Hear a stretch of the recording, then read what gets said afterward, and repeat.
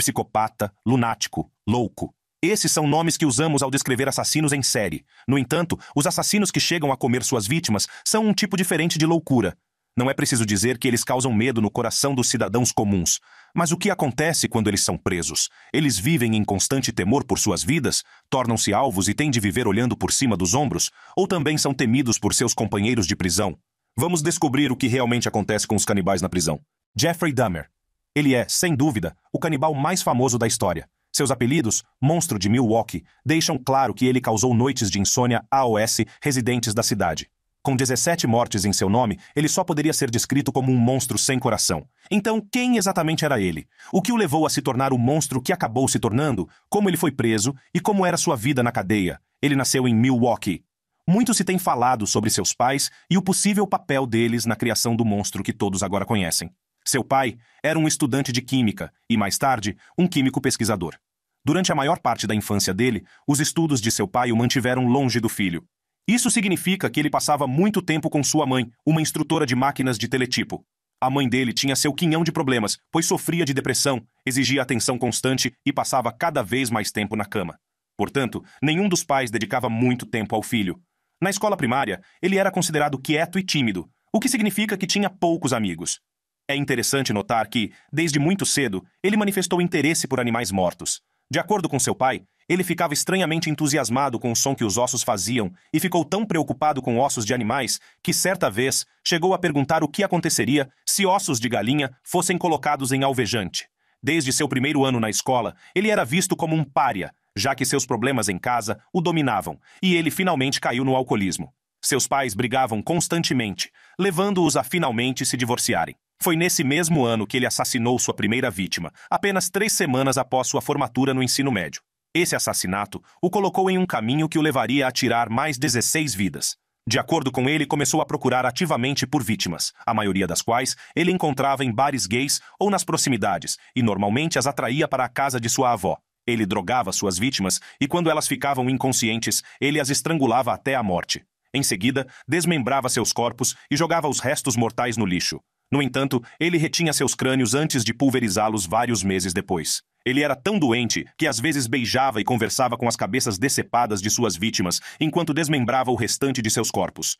O reinado de terror dele chegaria ao fim depois que sua tentativa de matar sua 18ª vítima falhou, e ele foi preso em seguida. Surpreendentemente, ele renunciou ao seu direito de ter um advogado presente durante os interrogatórios, acrescentando que desejava confessar seus crimes. Segundo ele, havia criado esse horror e queria fazer de tudo para pôr um fim a ele. Ele até confessou ter consumido o coração, o fígado, o bíceps e as coxas de algumas de suas vítimas. Ele foi acusado e depois se declarou culpado no tribunal. A sala do tribunal ficou cheia de drama durante a sentença dele, quando as famílias de suas vítimas expressaram sua dor. Houve mais choque quando o advogado dele anunciou que seu cliente desejava se dirigir ao tribunal. Ele então se aproximou de um púlpito e leu uma declaração preparada por ele mesmo e por sua defesa, enquanto encarava o juiz. Ele chegou a revelar que sabia que seu tempo na prisão seria um inferno. Sei que meu tempo na prisão será terrível, mas mereço o que quer que eu receba por causa do que fiz, disse ele ao tribunal, e parece que ele não estava errado. No primeiro ano de sua prisão, ele foi colocado em confinamento solitário devido a preocupações com sua segurança. Surpreendentemente, a pedido dele, ele foi transferido para uma unidade menos segura. Isso provou ser uma decisão errada. Um colega detento tentou cortar a garganta dele com uma lâmina de barbear embutida em uma escova de dentes enquanto ele estava sentado na capela da prisão. Embora tenha sobrevivido ao ataque, ele não teria sorte alguns meses depois. Ele foi encontrado no chão dos banheiros do ginásio, sofrendo ferimentos graves na cabeça e foi declarado morto 1 hora depois em um hospital próximo. O companheiro de prisão havia usado uma barra de metal para bater repetidamente na cabeça dele até que ele ficasse inconsciente. Bem, ele sabia que algo assim aconteceria. De acordo com a família dele, há muito tempo ele estava pronto para morrer e aceitava qualquer punição que pudesse sofrer na prisão. De fato, durante uma das ligações que teve com sua mãe, após o primeiro atentado contra sua vida, ele disse: "Não importa, mãe, não me importa se algo acontecer comigo." Catherine Knight, a assassina canibal no oeste de Sydney, onde é conhecida pelas outras detentas. Ela é uma alma gentil e não é uma criminosa para mim. Ela é uma mediadora. Era alguém que resolvia os problemas antes que se tornassem sérios. Ela chamava as meninas e tentava fazer com que elas resolvessem o que quer que fosse antes que alguém fosse para a segregação ou tivesse mais tempo adicionado à sua sentença. Então, como ela foi parar na cadeia? o que a levou a assassinar e canibalizar sua vítima. Ela nasceu e cresceu em um ambiente familiar, não convencional e disfuncional. Sua mãe era casada com Jack e morava com ele na pequena cidade em Nova Gales do Sul. Infelizmente, Bárbara começou um relacionamento adúltero com um amigo e colega de trabalho de seu então marido. Quando o caso veio à tona, eles foram forçados a se mudar da cidade e morar em outro lugar. Bárbara teve mais 4 filhos com ele, incluindo meninas gêmeas. Ela era uma dessas filhas gêmeas. O relacionamento entre eles não era tão cor-de-rosa como todos pensavam. Nos bastidores, ele era um alcoólatra violento que abusava constantemente de sua esposa. Ela, por sua vez, frequentemente contava às filhas detalhes íntimos de si mesma e o quanto odiava os homens. Tudo isso aconteceu quando ela ainda era muito jovem, o que a afetou mais tarde na vida. Um dos efeitos é que ela não tinha amigos próximos. Na verdade, além de sua irmã gêmea, a única pessoa de quem ela era próxima era seu tio, um campeão de hipismo que cometeu suicídio. Ela chegou a afirmar que o fantasma a visitava com frequência. Quando frequentou a escola, ela se tornou uma pessoa solitária e é lembrada pelos colegas como uma valentona que ficava em cima das crianças menores. Ela também não era a ferramenta mais afiada do galpão e teve de deixar a escola aos 15 anos de idade, sem ter aprendido a ler ou escrever. Aos 18 anos de idade, ela conheceu seu futuro marido. Os dois se casaram 1 ano depois. O casamento entre os dois começou com o pé esquerdo, pois ela tentou estrangular na noite de núpcias. Mais tarde, ela explicou que o motivo foi o fato de ele ter adormecido depois de ter tido relações sexuais apenas 3 vezes. Esse não foi o fim dos episódios violentos, pois, em uma ocasião, ela, grávida, queimou todas as roupas e sapatos antes de bater em sua nuca com uma frigideira, simplesmente porque ele havia chegado tarde em casa. Não aguentou mais e acabou indo embora. Depois de ficar com vários homens, ela foi morar com John. Essa acabou sendo a pior decisão, pois o terrível crime de ela ocorreria apenas 5 anos depois. Com o passar do tempo, o relacionamento deles começou a decair, em parte devido aos acessos de raiva de ela, que agrediu ele em várias ocasiões. As brigas se tornaram ainda mais frequentes, e a maioria de seus amigos não queria mais nada com ele enquanto permanecessem juntos. Finalmente cansado, ele decidiu tomar uma atitude. Ele parou no tribunal do magistrado de Scone, a caminho do trabalho, e obteve uma ordem de restrição em uma tentativa de manter ela longe de si e de seus filhos. Enquanto ele dormia, ela começou a trabalhar, esfaqueando ele 37 vezes e depois esfolando habilmente seu corpo com sua faca favorita. Ela fez uma roupa de pele que pendurou em um gancho para a carne e, em seguida, decapitou-o e cozinhou sua cabeça no fogão da cozinha com legumes e molho. Ela até colocou pratos com os nomes dos filhos dele, pois planejava servir as partes do corpo dele aos filhos. A oferta inicial dela de se declarar culpada de homicídio culposo foi rejeitada, e ela foi acusada de assassinar ele, e se declarou inocente. Entretanto, quando o júri estava sendo selecionado, ela mudou sua declaração para culpada e o júri foi dispensado. Posteriormente, o juiz da Suprema Corte condenou ele à prisão perpétua, sem chance de ser libertada. Por ter sido a primeira assassina a ser condenada à prisão perpétua, sem qualquer possibilidade de liberdade condicional, a história comoveu a nação e até mesmo um livro sobre ela foi escrito. O livro verde é o novo preto, detalha até mesmo sua vida. Acontece que os agentes penitenciários nunca tiram os olhos dela e ela não pode se aproximar de facas. Na verdade, ela não pode nem mesmo ter um companheiro de cela para o caso de matar novamente. Ela ficava presa em uma fábrica todos os dias, das 8 às 13 horas, fazendo fones de ouvido. Dizem que ela é uma das melhores trabalhadoras da fábrica de fones de ouvido e recebe o melhor salário. No entanto, de acordo com o livro, 4 guardas a cercam, observam todos os seus movimentos e estão com ela todos os dias. Surpreendentemente, seu comportamento atrás das grades é totalmente diferente do que ela tinha no mundo exterior. Ela impedia que as meninas roubassem umas das outras e que brigassem, mas nunca fazia isso ficando em cima de ninguém. Nunca levantou as mãos para ninguém. Ela era simplesmente alguém que todo mundo amava, disse uma detenta sobre Catherine. Embora os detentos a amem e a adorem, os guardas da prisão têm uma visão diferente dela. Ela é a principal chefe da cadeia, disse um agente. Ela não aceita bronca de ninguém e dá bronca nos guardas. Se você entrar para revistar a cela dela, ela ficará na sua frente com uma cara de convencida e gritará com você. Uma coisa é certa, parece ser uma má ideia alguém se meter com ela. Armin Meiwes. A história dele é diferente de qualquer outro canibal que existe. Ele não era um assassino como os outros desta lista. Sua história abalou muita gente e provocou um debate acalorado. Ele era filho único. Ele tinha 2 meios-irmãos mais velhos de um relacionamento anterior de seu pai com outra mulher. Infelizmente, seu pai o abandonou quando ele tinha 8 anos, deixando-o para ser criado por sua mãe. Ele descreveu que se sentia muito solitário depois que a família se desfez.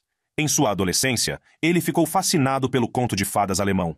Esse fascínio o levaria a cometer um ato impensável, que o levaria a passar a vida inteira na prisão.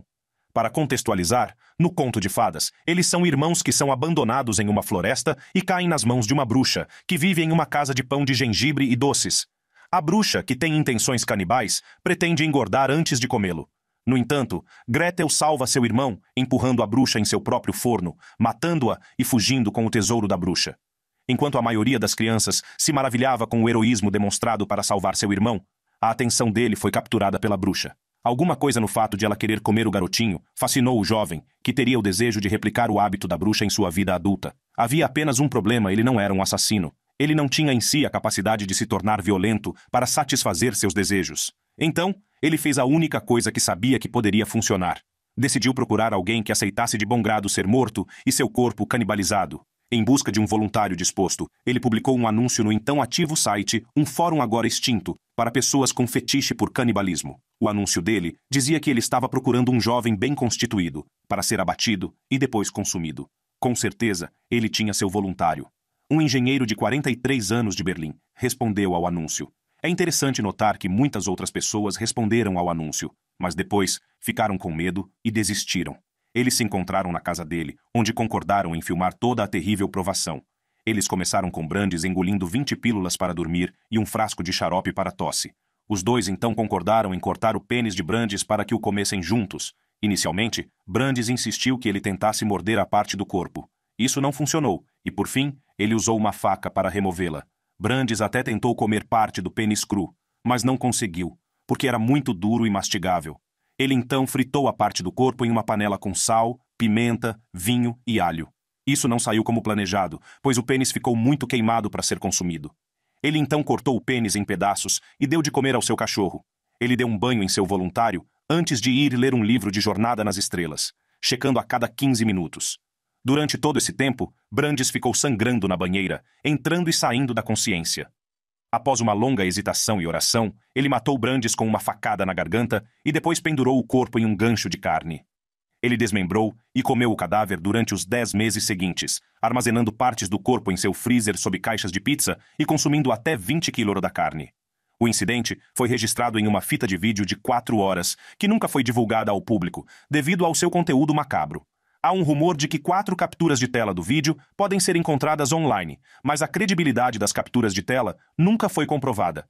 Fascinado pelo incidente, ele voltou à internet para procurar mais voluntários. Entretanto, um estudante universitário alertou as autoridades sobre novos anúncios de vítimas online. As autoridades alemãs entraram em ação e revistaram a casa dele. Lá, encontraram partes do corpo e a fita de vídeo do assassinato, e ele foi preso em seguida. Embora ele tenha sido diagnosticado com uma personalidade esquizoide, ele foi considerado apto a ser julgado. Ele foi condenado por homicídio culposo e sentenciado a 8 anos e 6 meses de prisão. O caso atraiu considerável atenção da mídia e provocou um debate.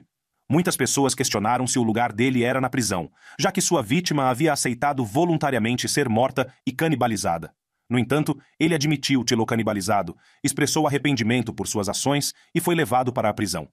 Infelizmente, apenas 1 ano após o início de sua sentença, um tribunal alemão ordenou um novo julgamento depois que os promotores recorreram de sua sentença. Eles argumentaram que ele deveria ter sido condenado por assassinato porque matou por gratificação sexual, um motivo comprovado pelo fato de ele ter gravado o crime em vídeo. O tribunal decidiu que o julgamento original havia ignorado a importância do vídeo para refutar o argumento de que ele só havia matado porque lhe haviam pedido para matar.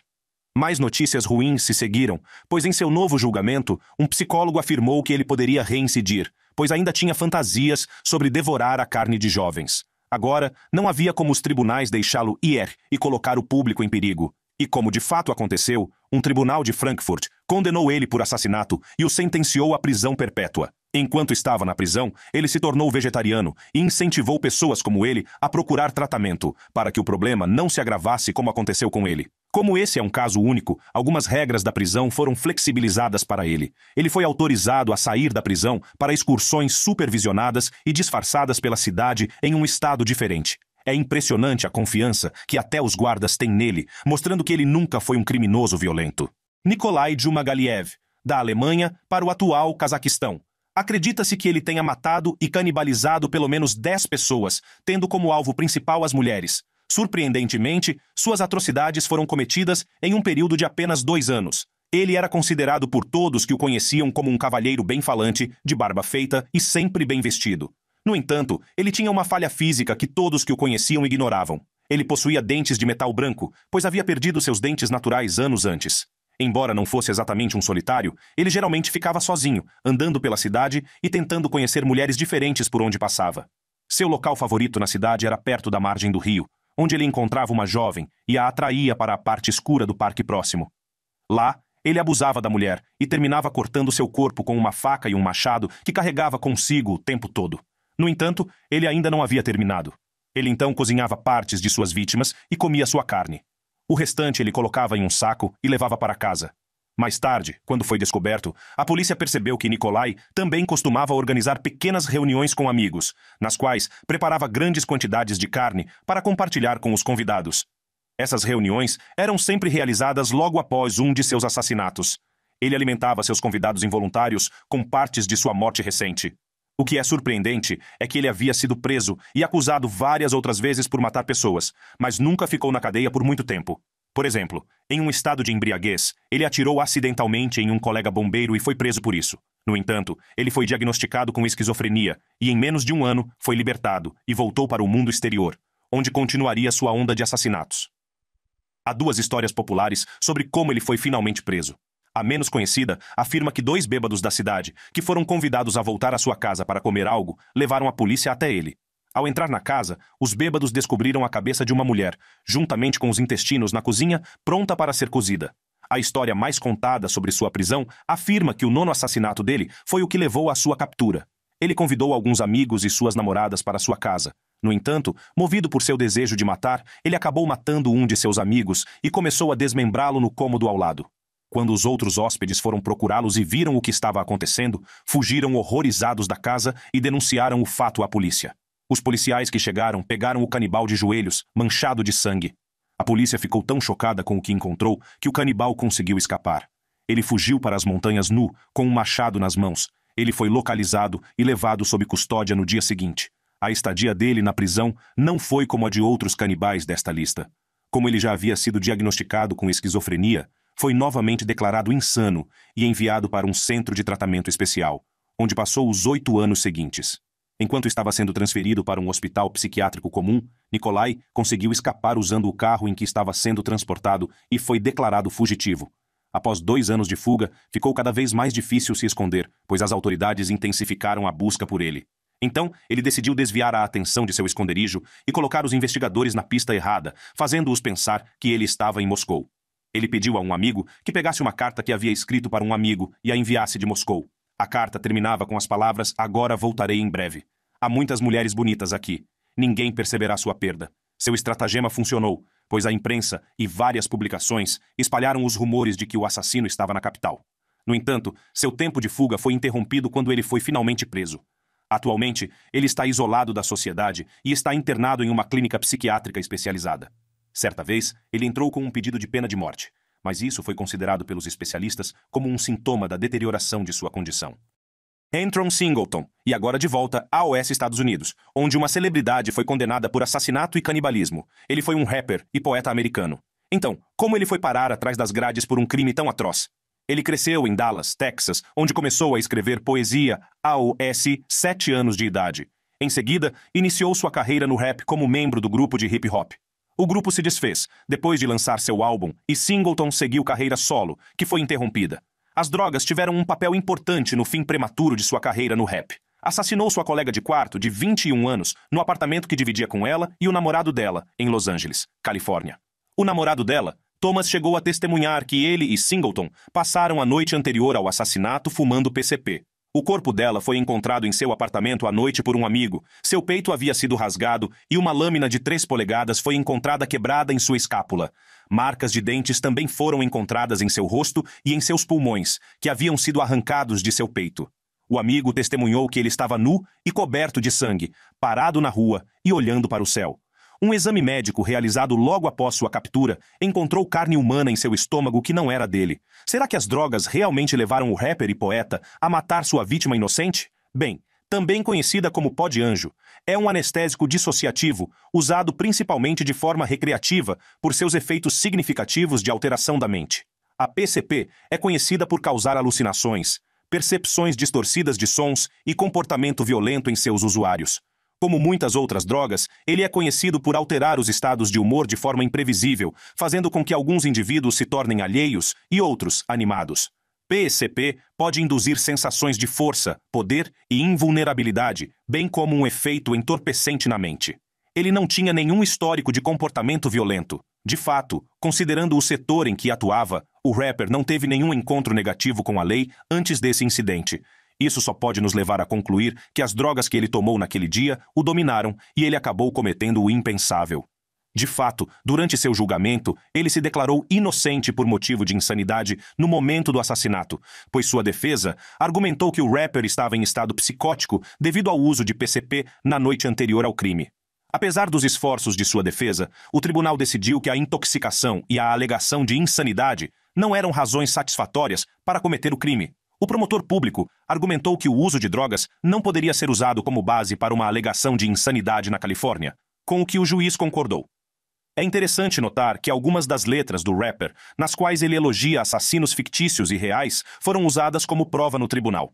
Singleton foi condenado à prisão perpétua sem possibilidade de liberdade condicional. Enquanto esteve preso, a vida dele não tem sido agradável. Em uma entrevista à VLA de TV, o rapper revelou que teve várias brigas com os guardas da prisão e que chegou a ficar na solitária algumas vezes.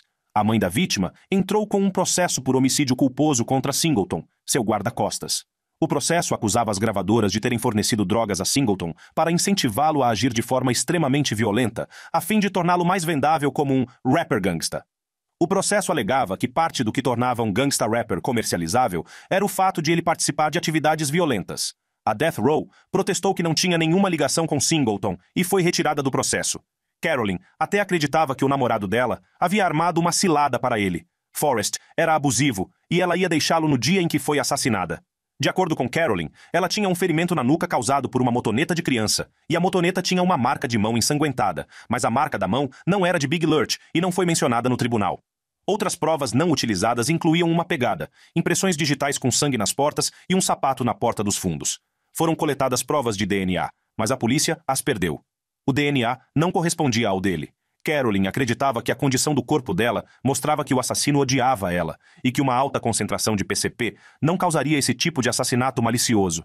Ele também revelou em entrevistas que acredita ter sido vítima de uma armadilha.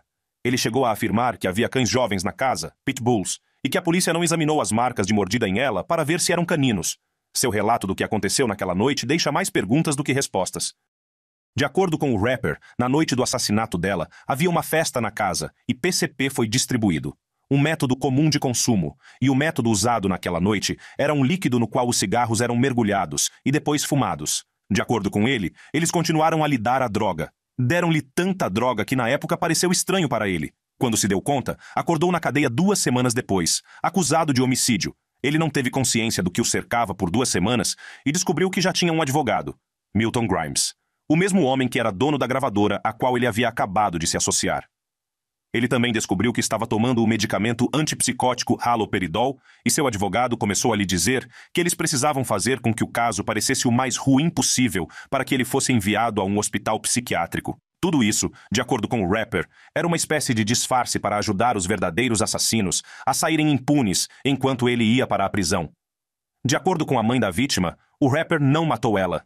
Ela acredita que ele estava drogado com PCP e talvez tenha visto um pedaço do pulmão dela e o pegou para comê-lo, pensando que era um pouco de comida que estava por perto. Carolyn acredita que ele deveria ter outro julgamento, em que todas as provas fossem admitidas. Independentemente da verdade por trás do assassinato, essa história continua sendo uma das mais horríveis da história do hip-hop. Stephen Griffiths. Ele nasceu na Inglaterra, filho de seu pai, um vendedor de alimentos congelados, e de sua mãe, uma telefonista. Seus pais se divorciaram quando ele tinha 13 anos, deixando-o com a mãe, uma mulher instável com antecedentes criminais. Aparentemente, em pelo menos uma ocasião, ele viu sua mãe dormir com vários homens no jardim. Durante sua adolescência, ele caiu em pequenos delitos. Ele furtava em lojas e roubava colegas de classe. Entretanto, quando tinha 17 anos, ele usou uma faca para cortar o rosto de um funcionário de uma loja que tentou impedi-lo de furtar. Esse delito fez com que ele fosse condenado a 3 anos de detenção juvenil. Enquanto estava na prisão, ele revelou aos guardas e psiquiatras que tinha a fantasia de ser um assassino em série. Isso provavelmente deveria ter sido suficiente para manter ele sob vigilância rigorosa. Mas após o término de sua sentença, ele foi liberado de volta às ruas com supervisão limitada. Suas atividades de terror com facas continuaram, quando ele foi condenado a 2 anos de prisão por colocar uma faca na garganta de uma jovem. Depois de sua passagem pela prisão dessa vez, ele aumentou seu interesse por assassinos em série e começou a comprar vários livros sobre seus assassinatos favoritos. Um dos favoritos dele era conhecido como O Estripador de Yorkshire, que foi condenado pelo assassinato de 13 mulheres, a maioria delas profissionais do sexo. Ele ficou tão intrigado com esse estilo de vida que obteve um diploma de bacharel em psicologia na Universidade de Bradford e 1 ano depois matriculou-se em um programa de doutorado em estudos de homicídios. Durante esse período, ele também era muito ativo na internet, baixando pornografia violenta e deixando mensagens de mau agouro em sua página do MySpace. Ele era um estudioso de assassinatos em série. Ele lia relatos verdadeiros de assassinos em série com muito entusiasmo. Também lia romances fictícios sobre assassinos em série, com muitas citações desses assassinos em série reais e fictícios, bem como seus próprios pensamentos distorcidos, publicados em sua página do MySpace, onde ele se definia um personagem da demonologia. Essa página parecia ser uma expressão de seu alter ego violento, que acabaria levando a melhor sobre ele e cometendo assassinatos horríveis. De fato, na noite anterior ao assassinato de uma de suas vítimas, ele postou: "O que esse pseudo-humano fará é de se perguntar. Ele fingiu ser eu, mas ele era apenas o invólucro. Ele sabia, no final, que eu fornecia o núcleo interno de ferro. Ódio firmemente ligado à carne. Finalmente, chegou a hora de agir." Por cerca de uma década, ele circulou pelas ruas de Bradford, fazendo amizade com as profissionais do sexo. Uma das profissionais do sexo, que trabalhava na área na época, disse aos investigadores que ele não parecia ser um homem perigoso. No entanto, mesmo quando fazia amizade com as profissionais do sexo locais, ele planejava realizar suas fantasias doentias. Ele seguiu os passos de Peter e convidou uma profissional do sexo para voltar ao seu apartamento. Ele então atirou com uma besta, matando-a, antes de desmembrar seu corpo em sua banheira. No ano seguinte, ele faria a mesma coisa com sua segunda vítima.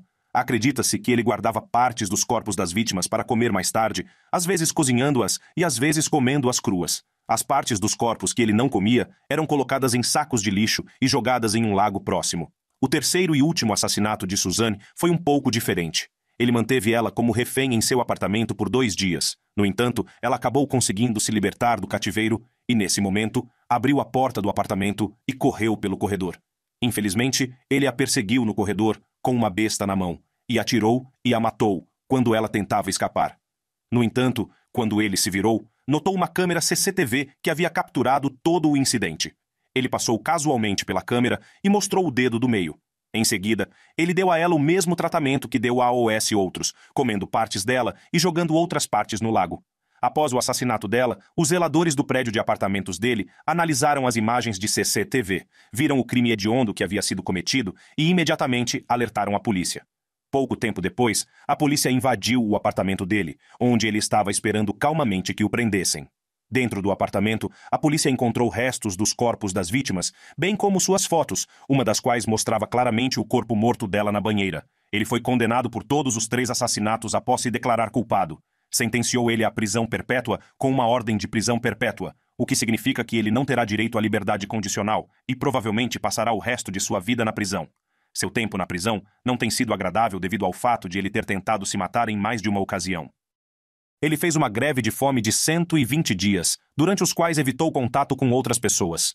Em outra ocasião, ele colocou um saco plástico sobre a cabeça e amarrou suas meias na parte inferior do saco para tentar se sufocar. Os policiais correram para a cela e o encontraram inconsciente, mas ele se recuperou rapidamente depois que o saco foi retirado. O assassino da besta continua a viver seus dias atrás das grades. Se você gostou deste vídeo, clique nas caixas que estão sendo reproduzidas na tela para assistir a conteúdo semelhante.